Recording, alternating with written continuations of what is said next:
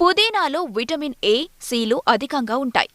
శరీరానికి కావాల్సిన రాగి, పీచు, మాంగనీస్, పొటాషియం లభిస్తాయి. శరీరానికి చల్లదనాన్ని కలిగించటంలో దోహదపడుతుంది పుదీనా. రోజువారీ ఆహారంలో కొద్దిపాటి పుదీనా ఆకులను తీసుకుంటే ఎన్నో ప్రయోజనాలు కలుగుతాయి.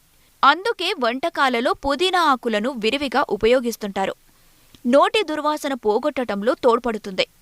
పుదీనాను చట్నీగా చేసుకొని తినేందుకు ఎక్కువ మంది ఇష్టపడతారు. అంతేకాకుండా టీలలో కూడా పుదీనా ఆకులను వినియోగిస్తారు. వీటిని వాడటం వల్ల టీకి కమ్మని ఫ్లేవర్ వస్తుంది.